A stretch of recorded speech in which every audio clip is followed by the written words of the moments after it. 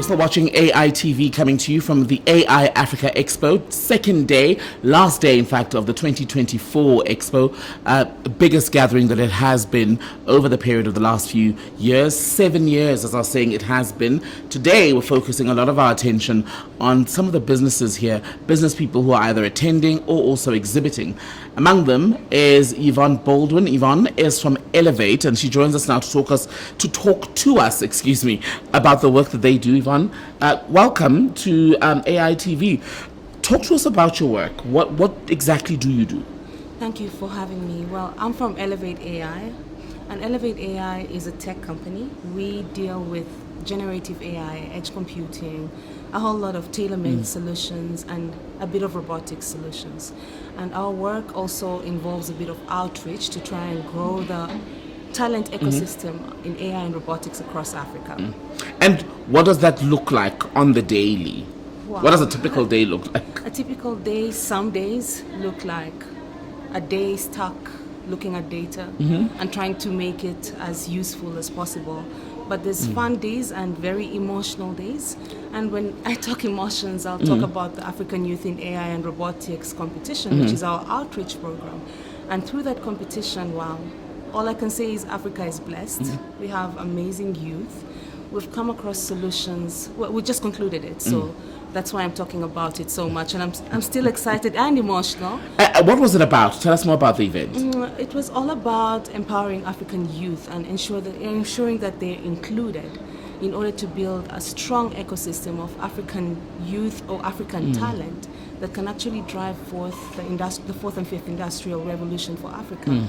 So we're talking African youth participating in creating solutions that can industrialize the continent and make meaningful change in society.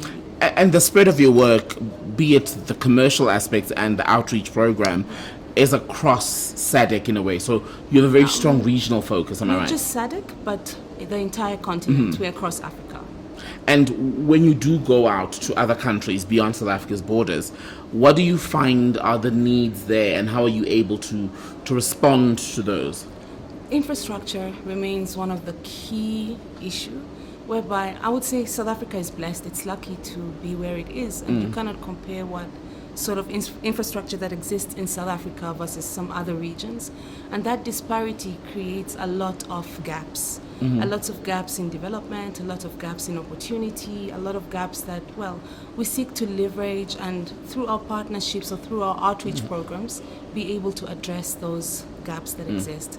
So the key thing is the gaps, and that's the key reason why we don't see the same level of development in different areas across the continent. And do you find that the gaps enable or stifle creativity? They stifle, but the funny thing with gaps is sometimes people get very creative with it to get around it and get by, but at the same time, they stifle a whole lot. Because imagine this, a child, and I'll talk about one of the winners of the African Youth in AI and Robotics competition, who's using brainwave computer interfaces to address extreme disability. But what do they need? They need the right infrastructure in order to enable them to further apply or clinically test their work. So we're really lucky to be in a space where we interact with the gaps that exist and try to find a solution for them.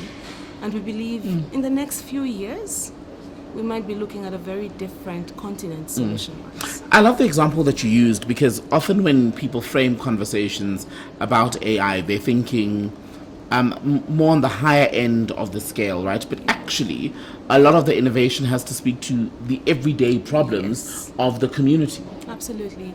It's very important that we address those, because how can we get so far if a chunk of our population is still not so developed? We have to think about that. And young people, do you think they are beating or defying the odds, if you will? Absolutely. In a very interconnected world, it gives them the platform to do so, much as at the moment we struggle with inclusivity, which is a very unfortunate factor in some instances, because you will find some very brilliant minds across the continent that just do not have opportunity due to poverty or lack of resources or just infrastructure.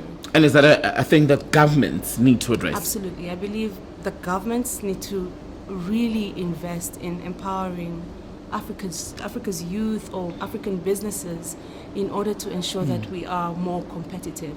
As you may know, yes, Africa is the next big thing, or is the big thing resource-wise and everything, but without the right infrastructure or connectivity within the continent, I believe we could only do so much. So governments definitely need to invest more in that. And what do you see as the future for AI in Africa in the next, let's say, 5 years?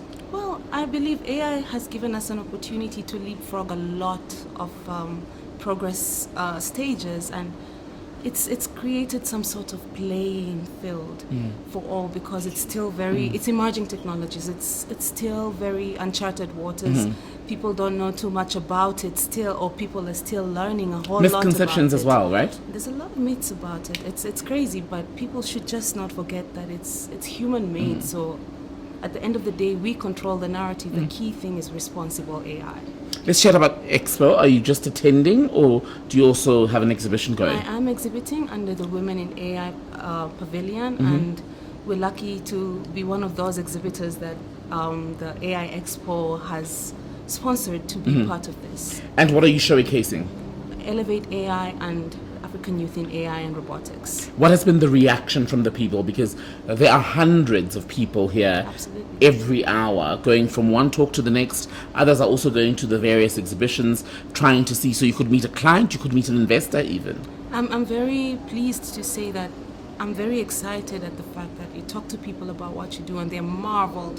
Like, for example, when I talk about the solutions from African children, people who are creating things like communication solutions, let's say the sign language to text using AI, or prosthetics from 3D to AI and powered charging systems and AI compatibility being integrated into that. It's just insane. So people get mind blown, and I love the reaction. Yvonne Baldwin, you're doing fantastic work. It's been really wonderful talking to you. I will let you get back to your exhibition now to talk to more of those people Thank who you are so much. walking the floor here at the Santon Convention Center, the AI Expo. It's AI Expo Africa 2024. Stay with AI TV.